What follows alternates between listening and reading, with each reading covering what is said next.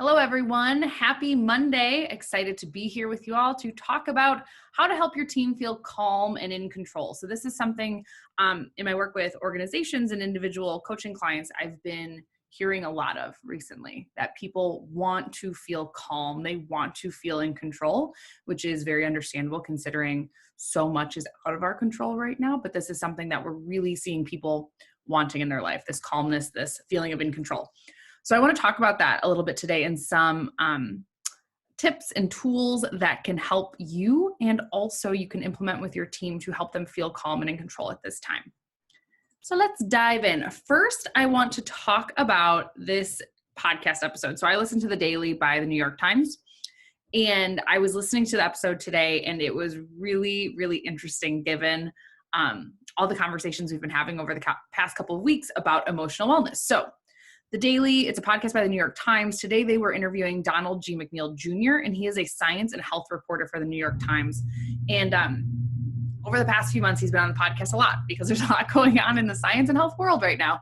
And he has been, quote unquote, right about so many things that have happened in the pandemic. So he spends his days talking to other experts and making predictions on what will happen based on his experience, his knowledge, and what other people are saying as well. So he was right many months ago about, stockpiling food and medicine. He was stockpiling food and medicine based on like what he was seeing with the virus. And then also he said, at the beginning of February that we should be preparing not to see our friends and families for a while.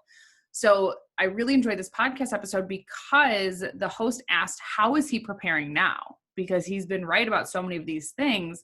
How is he preparing right now so that we can all benefit from that and do it as well? And what was so fascinating is the way that he's preparing now for the future of this virus and the pandemic is emotional wellness. So the first thing he talks about is he's getting really clear on sense of purpose, what gives him a sense of purpose. And he said right now he's getting a lot of psychological stability from his work, from being able to get up every day and do his job because he's busier than ever. Another thing he said is he's starting to think about entertainment. What can he do that will be fun and entertaining? He said he likes to, stream fish or fish in streams. I don't know. I'm not a fisherman, but, based on that he can't travel to where he usually likes to fish, he's going to become a dock fisher. And so thinking about that. The other thing he's doing that's helping him right now and preparing for the future of this pandemic is having rosy visions for the future. So allowing himself to think about the future in a very positive way. So this was so fascinating to me. Whereas, months and weeks before, the way that this expert was preparing was by stockpiling food and preparing not to see people and all these things. Now it's completely shifted to emotional wellness because it's so, so important right now. So that was fascinating and also really rang true for the conversations we've been having, and that we're on the right path in talking about emotional wellness, understanding it, and working with our team on it. So some personal and team reflection questions that I want to provide for you in these areas are as follows. For sense of purpose, ask yourself this and also work with your team. What gives you a feeling of purpose? What activities have heart and meaning to you? Help your team and help yourself to get really clear on what gives you purpose. What are the things that you can do that provide you purpose? Because those are the things you should be practicing on a daily basis to make sure that you have that strong sense of purpose during this time. Second, entertainment. Think about what's a fun project you want to work on.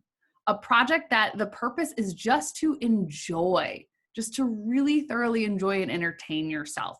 Make sure everyone on your team has a fun project, has something that they're doing that entertains them.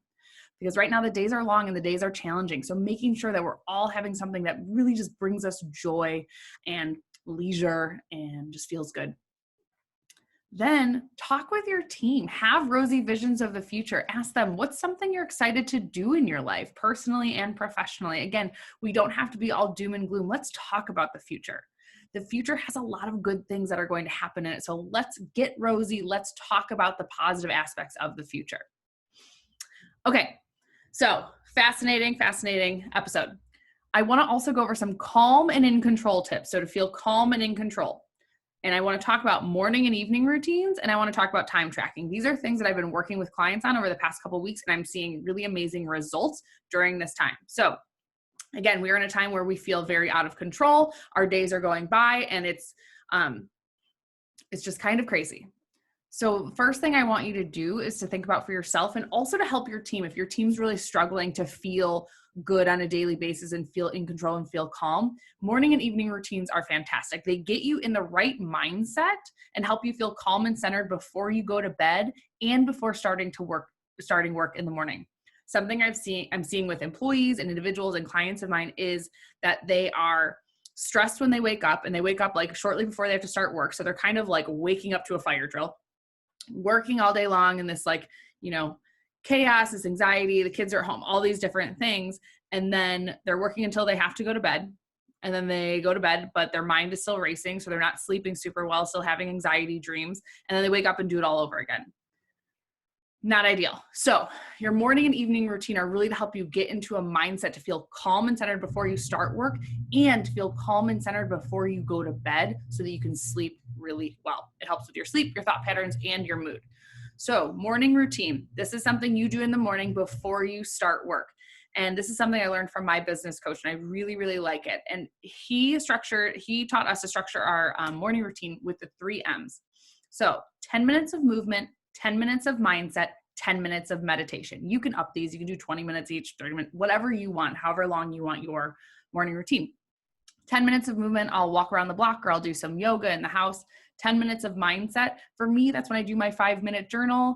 I read some inspiring books, just something to get my mind going and happy. And then 10 minutes of meditation, I'll either use a Headspace app and actually meditate, or I do a lot of things that I consider to be meditative, like making coffee and sitting and enjoying my cup of coffee. So you can really do what works best for you, but this is a great way to get me in the right mindset and ready to tackle the day.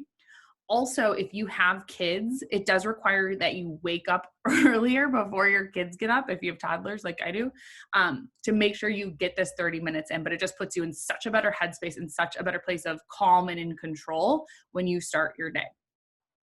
Then your evening routine, the entire goal of your evening routine is to successfully set yourself up for the next day. So you can do 3 M's at night as well. You can have some meditation time, some movement like gentle yoga, some mindfulness, some journaling. I journal and read at the end of the day.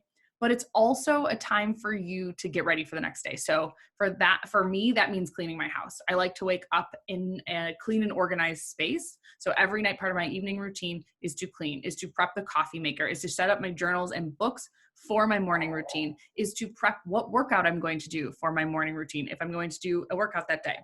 So getting that all situated is really, really important. And as you start doing this and it becomes a routine, this is going to signal to your brain, hey, this is the evening routine. We're getting ready to go to bed soon. So it's really like helping your brain to relax and settle into going to sleep soon. The other tip I have for feeling calm and in control is actually to track your time. Some people love tracking their time. Some people hate tracking their time. Some people really like it at certain times in their life and not in others. But what I've been seeing for a lot of people is that this is helping right now. I've been hearing from a lot of clients, my days are just a blur. I feel like a failure because I'm getting nothing done. When we're realizing that that's not true, they just are not realizing all the things that they're doing because they're having to switch between kids, homeschool, work, all of these different things. So I've been having them track their time. And so I encourage you, track your time for a week. If you're feeling like this, or if you have employees that are feeling like this, you can use an Excel document. You can do it on just a sheet of paper, or you can use this tool that we use in our business, tracking time. But track your time. What are you doing? And then take time at the end of the week or at the end of the day to reflect on it. Here are some questions that I've been having clients ask when they review their time. What surprises you about how you spent your time? Where did you spend your time well, according to how you define it? You define what well means for you. And what do you want to do to spend your time better? Again, according to you, however you define it. But I've been finding that by doing this with clients and individuals at the organizations I'm working with, they're feeling so much more calm because they actually are doing a lot and they're providing a lot of value. They're using their time really well. They just weren't realizing it. They didn't have an awareness of what they were doing because the days are going by so fast. So if you're struggling with this, or if your team is, really consider tracking time right now. And again, not to, not necessarily just for the job, but like tracking your time for yourself. So your personal time and your professional time, see where you're spending that time and reflect on it. All right, friends. Remember, we are in an unprecedented time, totally unprecedented. Every day is unprecedented. And you are doing a really great job. You are all amazing. I'm so excited to see you tomorrow at the roundtable, and have a great night.